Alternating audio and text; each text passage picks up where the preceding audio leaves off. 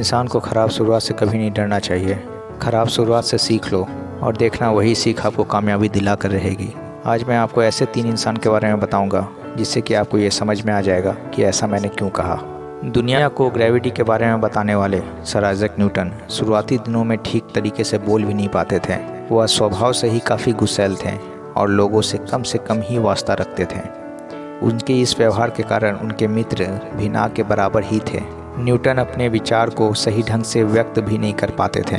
वह अपने उपलब्धियों या खोज को बताने से हिचकते थे कि कहीं कोई हंसी का पात्र न बना दे उन्हें। शुरुआती दिनों में न्यूटन कई प्रकार के प्रयोग करते रहते थे। न्यूटन के व्यवहार के कारण उन्हें सनकी और पागल समझा गया, पर लोगों की परवाह किए बगैर वह अपने इन्वेंशंस में लगे रहे और अंत में वह एक महान वैज्ञानिक बनकर उभरे और एक जीनियस के रूप में विख्यात हुए। आज आपके कमरे में जो बल्ब रोशनी करता है उसका आविष्कार थॉमस अल्वा एडिसन ने किया था। इलेक्ट्रिक बल्ब के फादर के नाम से मशहूर एडिसन को शुरुआत में फिसदी और मंदबुद्धि बालक समझा जाता था, लेकिन निरंतर परिश्रम के बल पर एक दिन उन्होंने अपने आविष्कार से सारी दुनिया को प्रकाशमय कर दिया। एडिसन ने सिर्फ बल्ब ही नहीं बल्कि सैकड़ों अन्य आविष्कार भी दुनिया को दिए हैं। वे अधिकांश समय अपनी प्रयोगशाला में ही बिताते थे। आविष्कारों को लेकर उनके जुनून को देखकर लोग उन्हें सनकी और पागल समझने लगे थे। बचपन में भी उन्हें अजीब हरकतों के लिए जाना जाता था। कहा जाता है कि एक बार चिड़ियों को कीड़े खाते देख उन्होंने यह सोचा कि उड़ने के लिए कीड़े खाना ज़रूरी है। बस कुछ कीड़े इकट्ठे कर उसका घोल बनाकर उसने अपने दोस्त को पिलाया।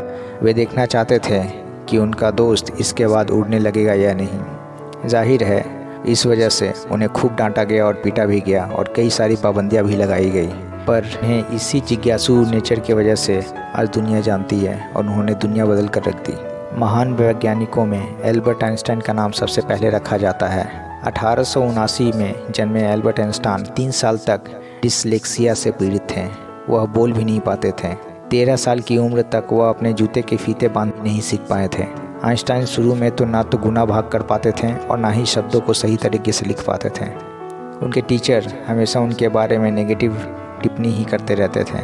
आइंस्टाइन जनरल रिलेटिविटी के प्रिंसिपल के बारे में बताकर इस दुनिया में अमर हो गए। उनके इस सिद्धांत से विज्ञान के क्षेत्र में क्रांति आ गई। आइंस्टाइन को विज्ञान में अद्भुत योगदान, खासकर law of photo electric effect की खोज के लिए 1921 में नोबेल पुरस्कार से सम्मानित किया गया था।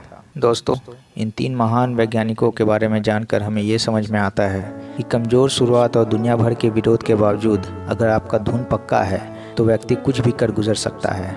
हम भी इनसे सीख लेते हुए सामने आने वाली मुश्किलों से ना घबराएं और अपनी कोशिश हमेशा जारी रखें अपने लक्ष्य की ओर बढ़ने के लिए। और एक दिन आप देखिएगा कि आपका सपना ज़रूर साकार होगा, उससे आपको कोई नहीं रोक पाएगा। दोस्तों, अगर आपको ये मोटिवेशनल स्टोरी अच्छी लगती हैं या अच्छी लगी है मेरी बातें, तो प्लीज़ कमेंट करके मुझे ज़रूर बताइएगा। आपका हर एक कमेंट मेरे लिए एक इंस्पिरेशन के समान है और मैं हर एक कमेंट बहुत अच्छे से पढ़ता हूँ। धन्यवाद दोस्तों।